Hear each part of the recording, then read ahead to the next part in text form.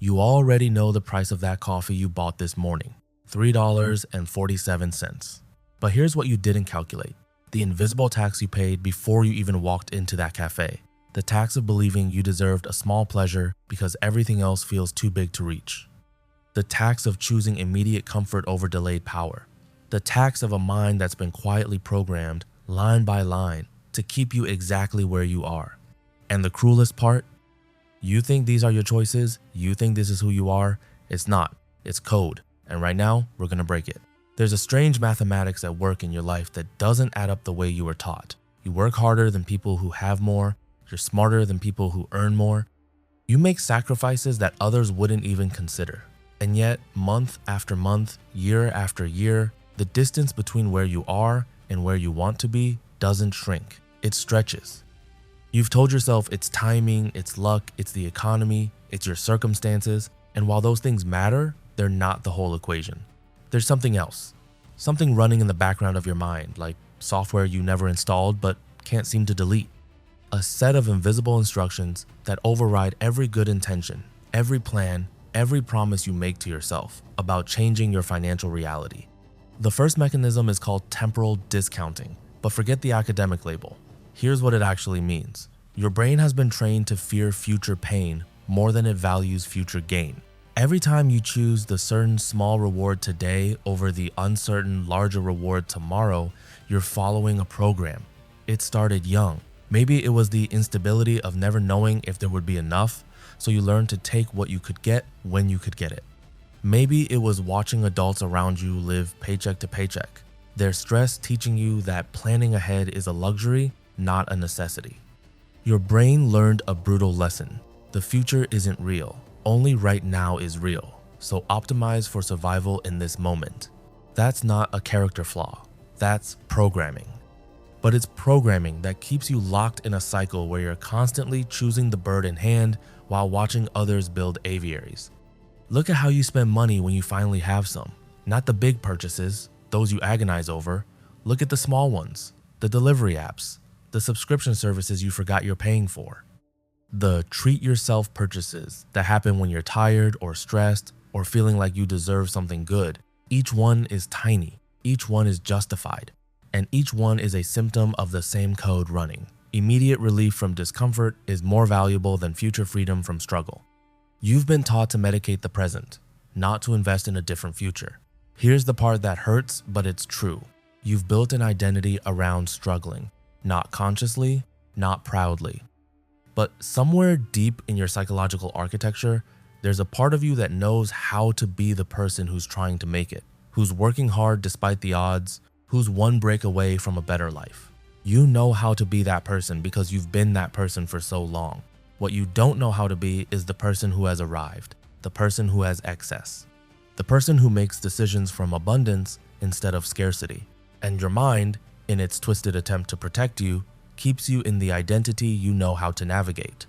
Because the unknown version of you, the wealthy version, the successful version, that's terrifying, that's unstable. That requires becoming someone you've never been.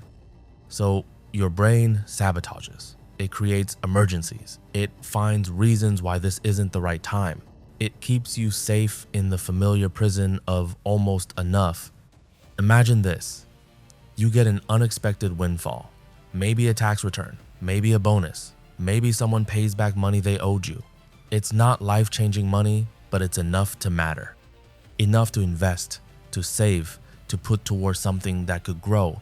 You feel it land in your account, and for about 6 hours, you feel different, lighter, safer. You make plans. So, recording, you're going to be smart this time. You're going to break the pattern. Then your car makes a noise, or your phone screen cracks, or you remember that bill you've been putting off, or someone you care about needs help, or you just get hit with this wave of I've been so stressed I just need to breathe for a minute.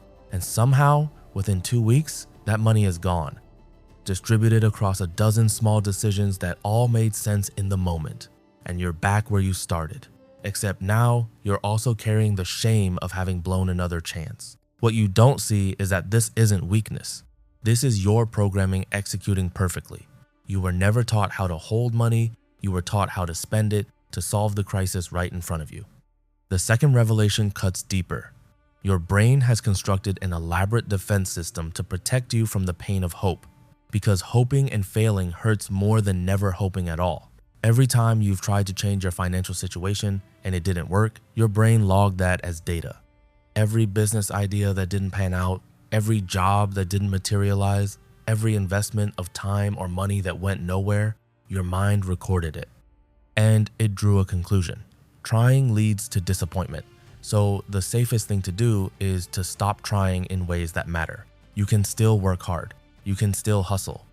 But you'll unconsciously avoid the moves that could actually change the game, because those moves require vulnerability to failure on a scale you've learned to avoid. So you stay busy, you stay productive, but you stay safe. And safe in this context means stuck. Your brain has also built something else, a complex web of beliefs about what money means and who deserves it. These beliefs are so deep, you probably don't even recognize them as beliefs. They feel like facts. Money corrupts people. Rich people are greedy. Wanting more than you need is selfish. Focusing on wealth means you're shallow. Your value as a person is tied to your struggle, not your success. People will like you less if you have more. You'll lose connection with the people you love if you change your circumstances. These aren't just thoughts. They're psychological barriers your mind built to keep you from pursuing something that deep down you don't believe you're supposed to have. And this is where it becomes dangerous, because while you're operating under this programming, time is passing, not in some abstract future sense, in a very real, countable way. You're making financial decisions every single day based on code that was written when you were too young to question it. You're turning down opportunities because they don't fit the narrative of who you think you are. You're surrounding yourself with people who reinforce your current reality because they feel safe, while avoiding people who could show you a different path because they make you uncomfortable. You're choosing comfort over growth so consistently that it's become automatic. And the terrifying mathematics of compound interest works both ways. Just like money can grow exponentially over time, so can the gap between where you are and where you could be. Every year you spend running this program is a year that gap widens. Not because you're not working hard enough, because you're working hard in a system your own mind designed to keep you exactly where you are. Quick pause. If you had to describe yourself in one word regarding these invisible programs that keep you stuck financially, what would it be? Write it in the comments, then we'll dive deeper. The major realization is this: you're not poor because you don't know what to do. You're not poor because you lack access to information. In the age of the internet, every strategy, every technique, every piece of financial wisdom is available for free. You're not poor because you're not smart enough or capable enough. You're poor because you're running software that was designed for a different purpose. It was designed to help you survive scarcity. And it did. It got you through. But now that same programming is preventing you from doing anything more than survive. You've been trying to achieve abundance while running scarcity code. That's like trying to run a graphics-intensive game on a computer built for word processing. The hardware is fine. The software is incompatible with the goal. The breakthrough happens when you realize that changing your financial reality isn't about working harder. It's about rewriting the code. And that starts with recognizing the 11 signs that you're still running the poverty program. Sign 1. You think in terms of bills to pay rather than wealth to build. Your financial conversations are about what you owe, not what you're growing. Sign 2. You feel guilty for spending money on your growth, but not on temporary comfort. Education feels expensive, but daily coffee runs don't. Sign 3. You avoid looking at your full financial picture because the truth feels overwhelming. Sign 4. You have more clarity about what you can't afford than what you're working toward. Sign 5. You celebrate small wins with purchases that set you back.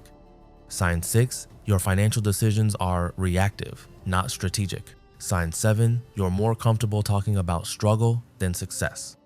Sign 8. You sabotage progress unconsciously when things start improving. Sign 9. You believe there's virtue in suffering and suspicion in ease. Sign 10. You surround yourself primarily with people who share your financial reality, not your financial ambition. Sign 11. You've made peace with "this is just how it is" instead of rage against what could be. Here's how you regain control. First, change your relationship with awareness. Start tracking every single financial decision for 1 week. Not to judge it, not to change it yet, just to see it. See the pattern, see the program running. You can't edit code you can't see. Second, create a new identity before you create a new strategy. Spend time visualizing yourself making decisions from abundance. Not having abundance yet, but making decisions as if you're someone who understands money as a tool, not a crisis. What does that person do when they get unexpected money? They ask, how does this grow? Before, what does this solve? Third, implement the 7-2-hour rule for any non-essential purchase over $50. That's not about deprivation. That's about creating space between impulse and action. That space is where your new programming starts to take over from the old. Fourth, find one person who has the financial reality you want and study their decision-making patterns. Not their income, their decisions. How do they think about money? What do they prioritize? What do they refuse to compromise on? Fifth, treat your financial education like it's your second job. 1 hour a day, every day, not motivation, education, understanding tax strategy, investment vehicles, compound growth, asset building. The wealthy aren't smarter. They have different software. If this video resonates with you, simply write programmed in the comments. This simple word helps tremendously and shows you understood. The reality is that your current financial situation is the output of programming that made sense at one time. It kept you safe, it helped you navigate scarcity, but you've outgrown it. The person you're becoming doesn't fit in the code you're running. And that misalignment is what creates that constant feeling of being stuck, of working hard but not moving forward, of knowing you're capable of more but not being able to access it. Breaking the code isn't about denying where you came from or rejecting the lessons you learned. It's about recognizing that the operating system that got you here isn't the operating system that will get you there. If this type of content resonates with you, don't hesitate to subscribe to explore other psychological truths together. You were never meant to stay poor. You were programmed to stay poor. And every program can be rewritten by the person brave enough to see it for what it is.